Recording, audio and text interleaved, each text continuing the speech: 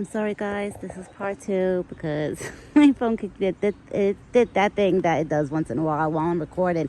It just throws me off and brings me to the home screen and cuts my video. I'm telling you, these iPhones, they have a mind of their own. So part 2, I was intending to make a part 2. I was going to make this one long video, but it's going to be a part 2 because probably on the last video, you're probably going to hear me talking and then it just gets cut off. I'm sorry. But like I was saying about the bread, I try not to give him bread now. What I do is he's sick of it.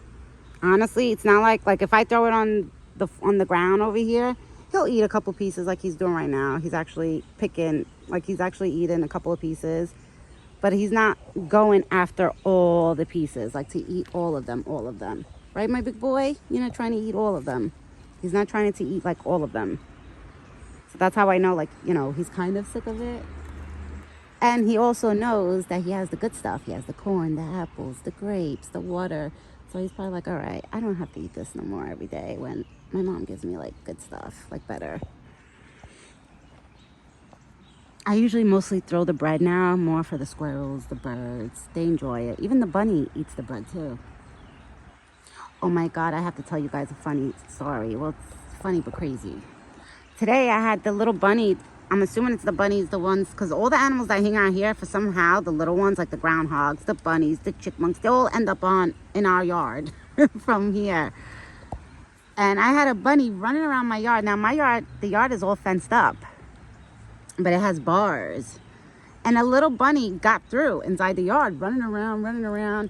Now this morning, I was looking outside out in the yard, and I see this bunny running around my yard. I was like, oh my God, my husband was like, babe, you got to get that bunny out because, if we let the dogs out, the poor bunny, I don't know if he's going to survive. So I had to go in the yard, chase the little bunny out of the yard. Thank God the bunny actually cooperated with me. I with my hand, I was like, come on, this way, go this way. I was telling it where to go. It actually listened to me, thank God. That's why thank God for the yard being all fenced up, because if it wasn't, this one would have been in our yard too. I wouldn't be surprised. He would have ended up in our yard too. Right, Buck? I know you would have been in our yard. He's cleaning himself right now.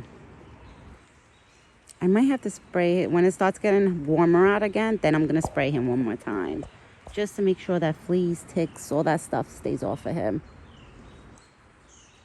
Right, my big boy? Who's my big boy? Look at those muscles. Look at those muscles. I really do think he does have muscles. You work out, Buck? You work out, my big boy? I told Daddy you work out.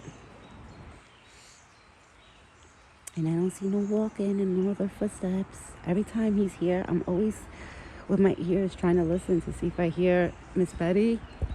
Sucks. She left. And I wanted her to stay here longer. What happened? What'd you hear? I didn't hear nothing. I don't know what he heard. Did you hear something? What'd you hear, my big boy? It's the birds. I wanted Betty to stay here longer because I wanted her to gain some weight. She looked so skinny. I could see her